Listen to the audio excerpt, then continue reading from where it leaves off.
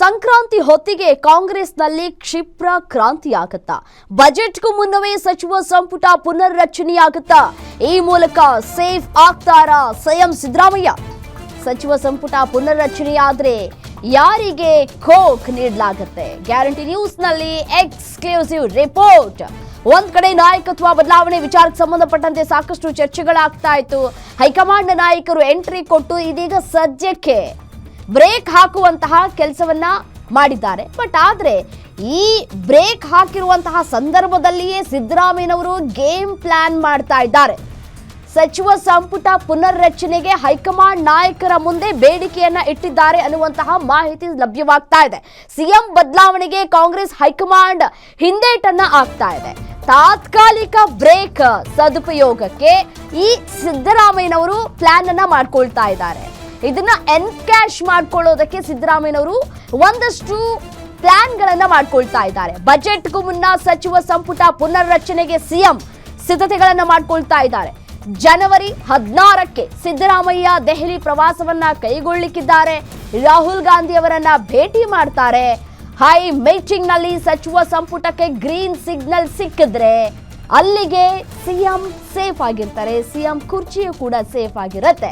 Budget ಅಧಿವೇಶನದವರೆಗೂ CM ಸಿದ್ದರಾಮಯ್ಯನವರು safe ಆಗಿರ್ತಾರೆ. ಸಂಕ್ರಾಂತಿಗೆ ಸಂಪುಟದಲ್ಲಿರುವಂತಹ ಕೆಲ ಸಚಿವರಿಗೆ ಕಹಿ ನೀಡೋದು ಫಿಕ್ಸ್. 6ರಿಂದ 8 ಸಚಿವರಿಗೆ ಸಂಪುಟದಿಂದ ಕೋಕ್ ಕೊಡುವಂತಹ ಸಾಧ್ಯತೆಗಳು ಕೂಡ ದಟ್ಟವಾಗಿದೆ.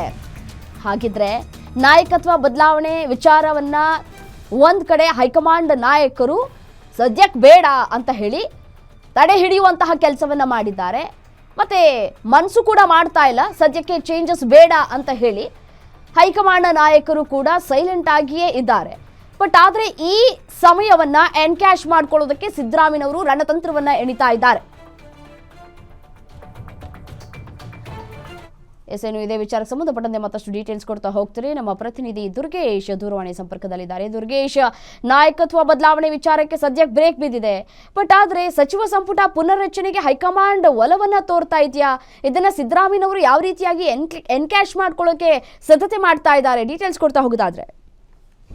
ಎಸ್ ರಮ್ಯಾ, ಏನು ಸಿಎಂ ಸಿದ್ದರಾಮಯ್ಯ ಅವರಿಗೆ ಸದ್ಯಕ್ಕೆ ಬಜೆಟ್ ವರೆಗೂ ಕೂಡ ಸೇಫ್ ಅನ್ನುವಂತ ಮಾಹಿತಿ ಇರುವಂತದ್ದು. ಯಾಕಂದ್ರೆ ಡಿಸಿಎಂ ಮತ್ತು ಸಿಎಂ ನಡುವಿನ ಫೈಟ್ಗೆ ಹೈಕಮಾಂಡ್ ಸದ್ಯಕ್ಕೆ ತಾತ್ಕಾಲಿಕ ವಿರಾಮವನ್ನು ಹಾಡಿದೆ. ಜೊತೆಗೆ ಯಾವುದೇ ರೀತಿಯಾದಂತಹ ಬದಲಾವಣೆ ಬೇಡ ಅನ್ನುವ ನಿರ್ಧಾರಕ್ಕೆ ಬಂದಿದೆ. ಪ್ರಮುಖವಾಗಿ ಬಜೆಟ್ ಅಧಿವೇಶನದವರೆಗೂ ಕೂಡ ಸಿಎಂ ಸಿದ್ದರಾಮಯ್ಯ ಇರ್ತಾರೆ ಅನ್ನೋ ನಿಟ್ಟಿನಲ್ಲಿ ಈ ಒಂದು ಚರ್ಚೆ ಆಗ್ತಿರೋದ್ರಿಂದ ಬಜೆಟ್ಗೂ ಮುನ್ನವೇ ಸಚಿವ ಸಂಪುಟ ಪುನರ್ರಚನೆಯನ್ನ ಮಾಡೋದಕ್ಕೆ ಸಿಎಂ ಸಿದ್ದರಾಮಯ್ಯ ತಂತ್ರವನ್ನ ಹೂಡಿದ್ದಾರೆ. ಜೊತೆಗೆ ಯಾರೆಲ್ಲ ಸಚಿವ ಸಂಪುಟದಲ್ಲಿ ಇರಬೇಕು ಮತ್ತು ಹೊಸದಾಗಿ ಯಾರೆಲ್ಲ ಸೇರಿಸ್ಕೊಳ್ಬೇಕು ಅನ್ನೋ ಲೆಕ್ಕಾಚಾರದಲ್ಲಿ ಸಿಎಂ ಇದ್ದಾರೆ. ಜೊತೆಗೆ ಏನು ಸಂಕ್ರಾಂತಿ ಅಂದ್ರೆ ಜನವರಿ 16ಕ್ಕೆ ಸಿಎಂ ಸಿದ್ದರಾಮಯ್ಯ ದೆಹಲಿ ಪ್ರವಾಸವನ್ನ ಕೈಗೊಳ್ಳುವಂತದ್ದು. ಯಾಕಂದ್ರೆ ಹೊರದೇಶದ ಪ್ರವಾಸದಲ್ಲಿ ರಾಹುಲ್ ಗಾಂಧಿ ಅವರು ಇರೋದ್ರಿಂದ ಜನವರಿ ಮೊದಲ ವಾರದಲ್ಲಿ ರಾಹುಲ್ ಗಾಂಧಿ ಅವರು ದೇಶಕ್ಕೆ ವಾಪಸ್ ಆಗ್ತಾರೆ. ಅದಾದ ಬಳಿಕ 2ನೇ ವಾರದಲ್ಲಿ ಏನು ಸಿಎಂ ಸಿದ್ದರಾಮಯ್ಯ ಅವರು ದೆಹಲಿ ಪ್ರವಾಸವನ್ನು ಕೈಗೊಂಡು ರಾಹುಲ್ ಗಾಂಧಿ ಅವರನ್ನ ಭೇಟಿ ಮಾಡ್ಲೇಬೇಕು ಅನ್ನೋ ನಿಟ್ಟಿನಲ್ಲಿ ಒಂದಿಷ್ಟು ಪ್ರಯತ್ನವನ್ನು ಮಾಡ್ತಿದ್ದಾರೆ. ಈ ಸಂದರ್ಭದಲ್ಲಿ ರಾಹುಲ್ ಗಾಂಧಿ ಅವರ ಭೇಟಿಗೆ ಅವಕಾಶ ಸಿಕ್ಕಿದೆ. ಆದ್ರೆ ಸಚಿವ ಸಂಪುಟಕ್ಕೆ ಗ್ರೀನ್ ಸಿಗ್ನಲ್ ಪಡೆದುಕೊಂಡು ಸಚಿವ ಸಂಪುಟ ಪುನರ್ರಚನೆ ಮಾಡಬೇಕು ಅನ್ನೋ ನಿಟ್ಟಿನಲ್ಲಿ ಸಿಎಂ ಸಿದ್ದರಾಮಯ್ಯ ತಂತ್ರವನ್ನು ಹೂಡಿರುವಂತದ್ದು. ಹೀಗಾಗಿ ಸಚಿವ ಸಂಪುಟದಿಂದ ಯಾರನ್ನೆಲ್ಲ ಕೈ ಬಿಡ್ತಾರೆ ಅನ್ನುವಂಥದ್ದು ಕೂಡ ಬಹಳ ಮುಖ್ಯವಾಗಿ ಚರ್ಚೆ ಆಗ್ತಾ ಇದೆ. ಪ್ರಮುಖವಾಗಿ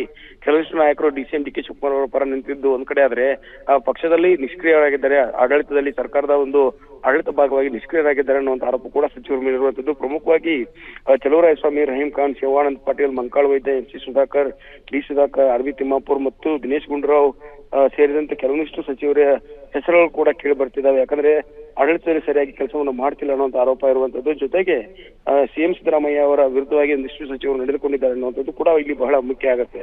ಹೀಗಾಗಿ ಒಂದಿಷ್ಟು ಜನರನ್ನ ಕೊಟ್ಟು ಕೆಲವರಿಗೆ ಹೊಸಬರಿಗೆ ಮತ್ತು ಹಿರಿಯ ಶಾಸಕರಿಗೆ ಅವಕಾಶಗಳು ಮಾಡಿಕೊಡ್ಬೇಕು ಅನ್ನೋದು ಕೂಡ ಸಿಎಂ ಸಿದ್ದರಾಮಯ್ಯ ಅವರ ತಂತ್ರವಾಗಿದೆ. ಜೊತೆಗೆ ಯಾರೆಲ್ಲ ಹಿರಿಯ ಶಾಸಕರಿದ್ದಾರೆ ಯಾರಿಗೆ ಅವಕಾಶ ಸಿಕ್ಕಿಲ್ಲ ಅನ್ನೋದು ಕೂಡ ಬಹಳ ಮುಖ್ಯ ಆಗುತ್ತೆ. ಹೀಗಾಗಿ ಸಿಎಂ ಸಿದ್ದರಾಮಯ್ಯ ಅವರು ಸಚಿವ ಸಂಪುಟಕ್ಕೆ ಯಾರನ್ನ ಸೇರಿಸ್ಕೊಳ್ತಾರೆ ಅನ್ನುವಂಥದ್ದು ಕೂಡ ಮುಖ್ಯ ಆಗಿರುವಂತದ್ದು. ಪ್ರಮುಖವಾಗಿ ಯುಟಿ ಖಾದರ್ ಆಗಿರ್ಬೋದು, ಪುಟ್ಟರಂಗ ಶೆಟ್ಟಿ, ಲಕ್ಷ್ಮಣ ಸವದಿ, ಗಣೇಶ್ ಹುಕ್ಕೇರಿ, ರಾಯರೆಡ್ಡಿ ಮತ್ತು ಹಿರಿಯ ಸಚಿವರ ಟಿ.ವಿ.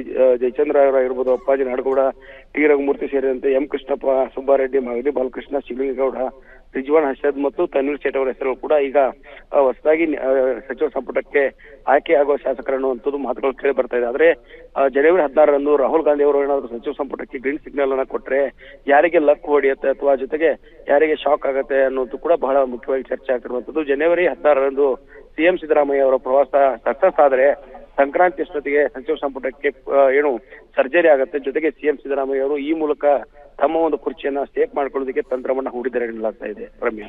ರೈಟ್, ಥ್ಯಾಂಕ್ ಯು ತಮ್ಮ ಮಾಹಿತಿಗೆ ದುರ್ಗೆ.